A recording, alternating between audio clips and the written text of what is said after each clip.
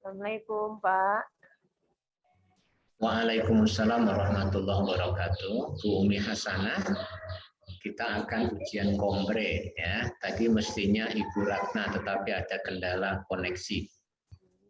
Nah, tugas yang pertama Ibu Umi Hasanah ini men-share ya, share screen RPP. Silakan.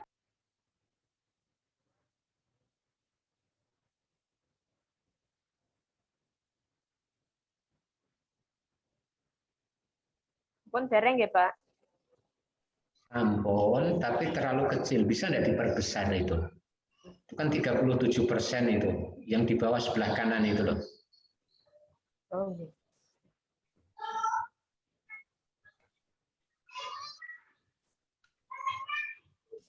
Terlalu besar.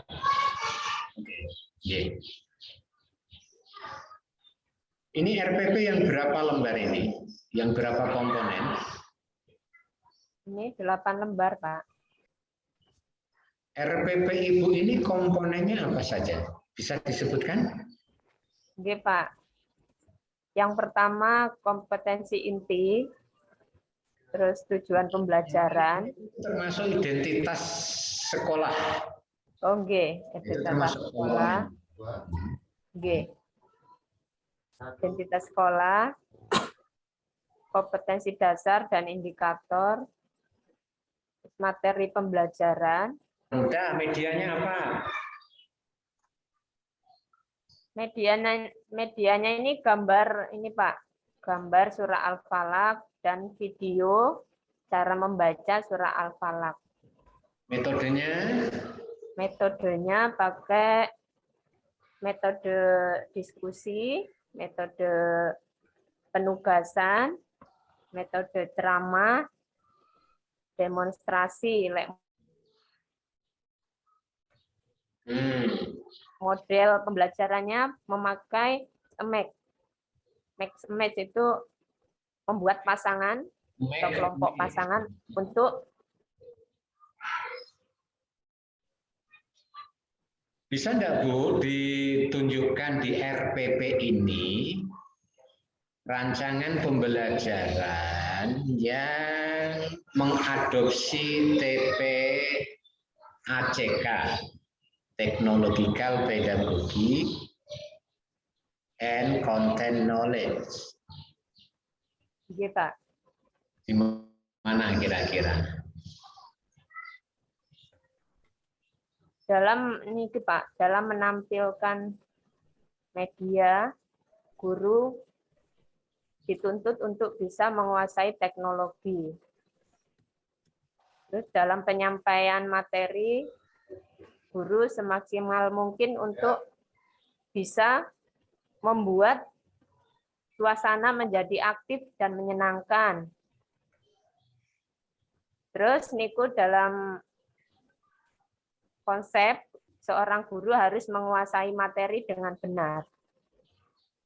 Kalau yang PBL Bu, problem based learning. Problem based learning itu kalau bahasa Indonesianya apa? Bahasa Indonesianya? Rahmat Fayaz. Yeah. Pembelajaran yang menggunakan berbagai kemampuan pikir dari peserta didik secara individu atau secara kelompok. Kak Rahmat. Arti problem based learning itu apa, Bu? Masih saya rekam ini. Kita based learning itu enggak ini Kak Rahmat sama Kak Fayaz ini.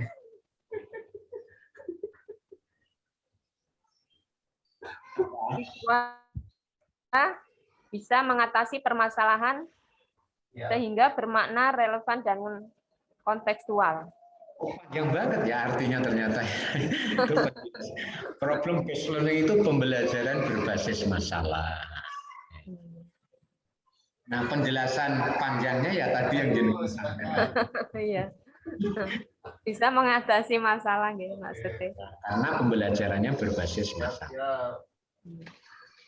Nah, kalau dalam rancangan RPP Ibu ini, mana kegiatan yang dirancang yang merupakan salah satu bentuk implementasi dari PBL tadi, problem based learning, pembelajaran yang berbasis pada masalah. Ini ada di, mungkin Pak.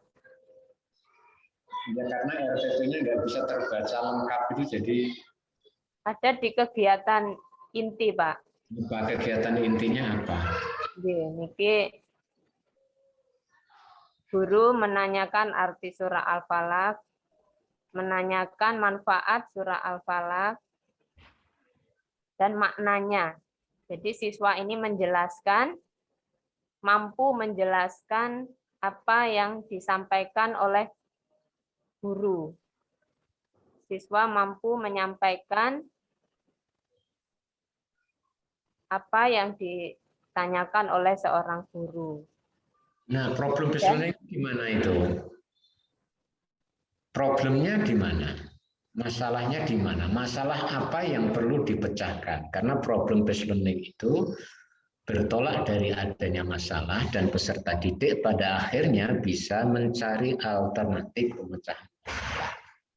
Masalahnya itu ada di cara membaca surah Al-Falaq ini. Anak-anak dirasa perlu adanya pembelajaran dalam cara membaca surah Al-Falaq dengan benar. Sesuai dengan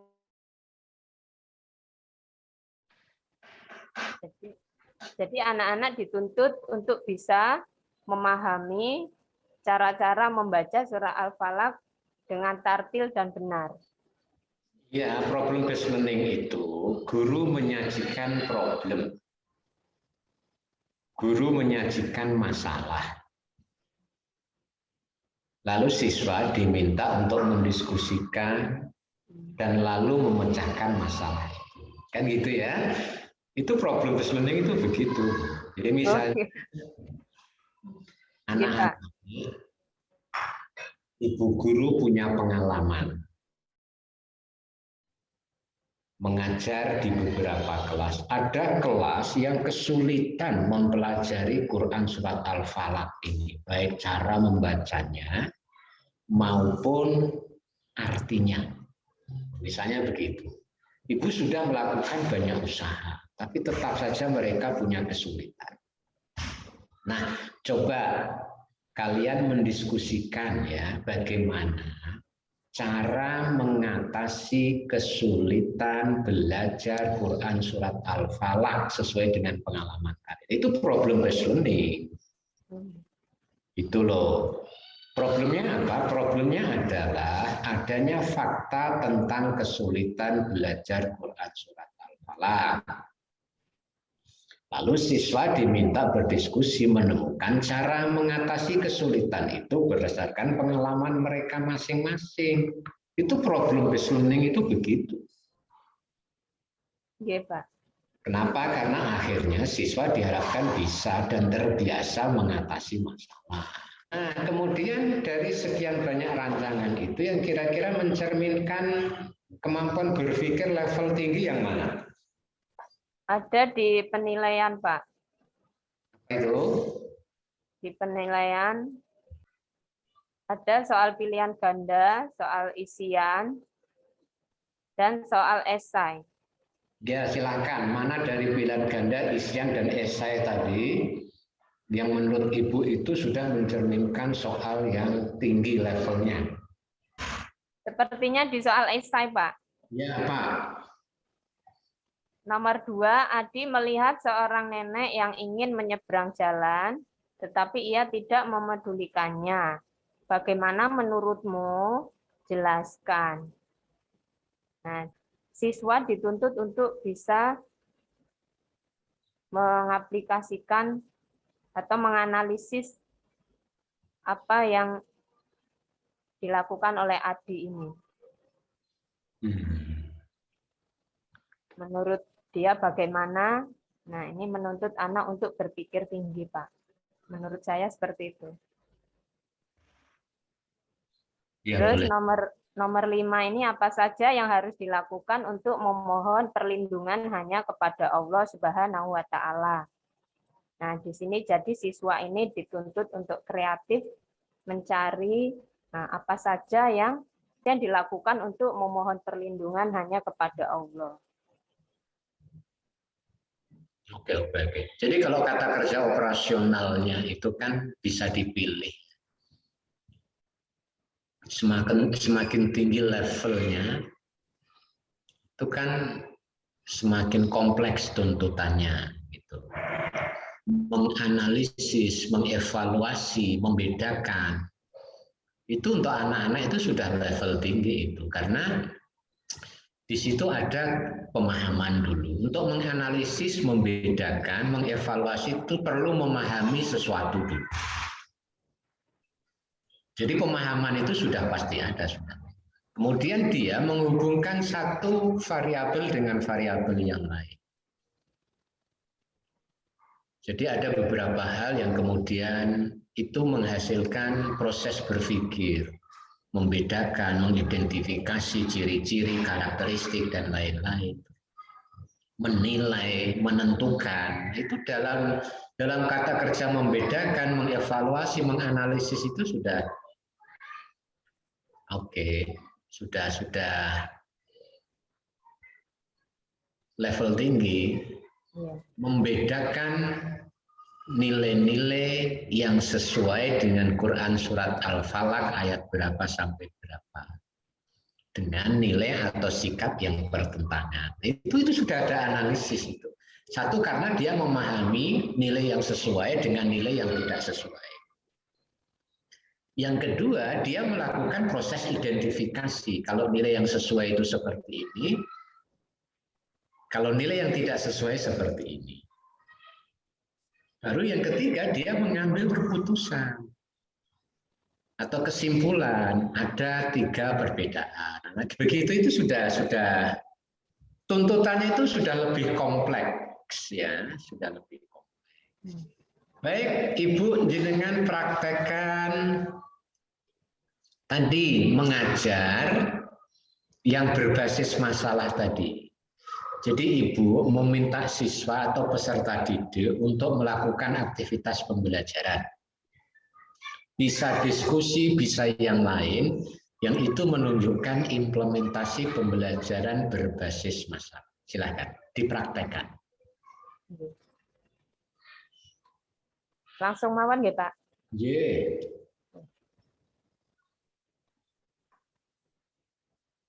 Baik ya, anak-anak sekalian.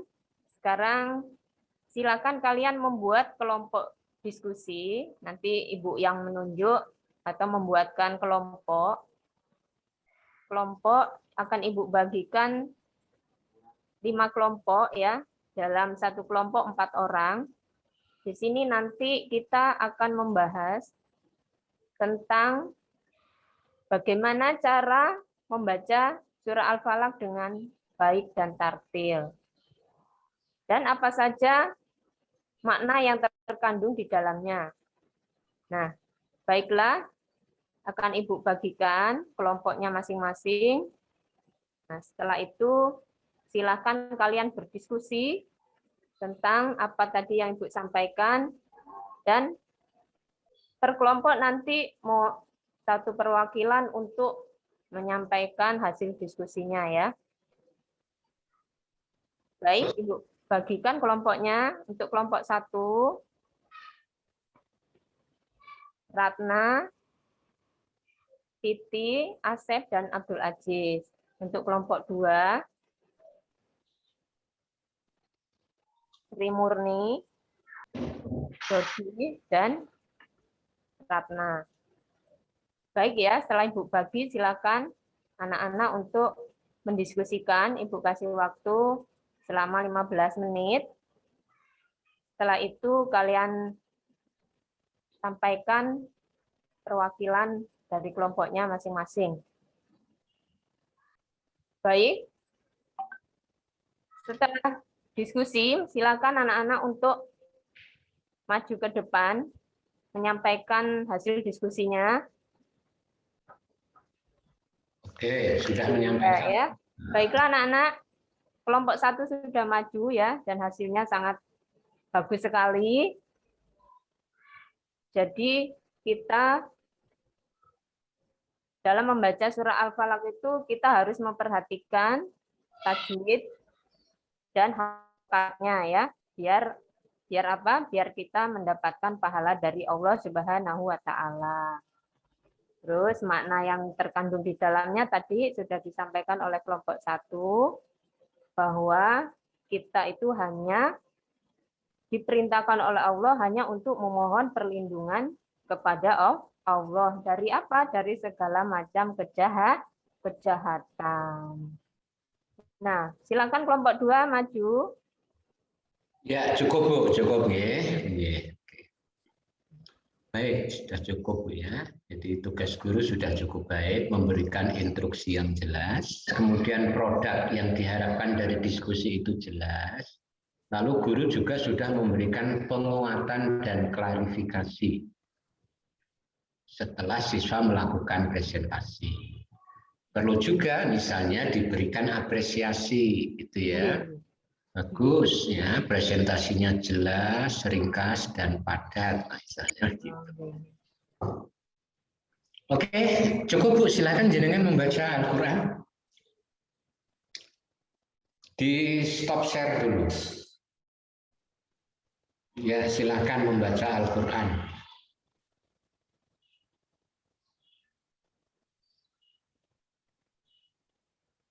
Surat napa, Pak? Napa mawon pun dibuka monggo. Oke. A'udzu billahi minasy syaithanir rajim. Bismillahirrahmanirrahim.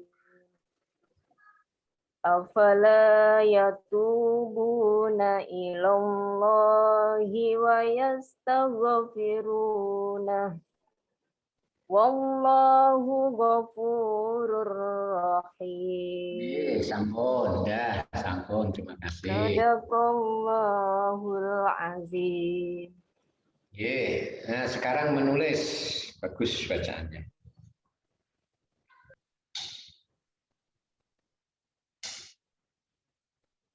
Coba dilihatkan. Diangkat Bu. Wallahu ghafurur rahim. Tulisannya begitu apa? Coba dilihat. Yang baru dibaca tadi tulisannya begitu. Ghafurur rahim itu pakai alif lam ra. Oke, kalau saya lihat hurufnya sudah baik gitu ya. Hurufnya sudah bagus. Cukup jelas. Cukup Bu Umi. Matur nuwun, Pak. Terima kasih. Jenengan ke waiting room lagi.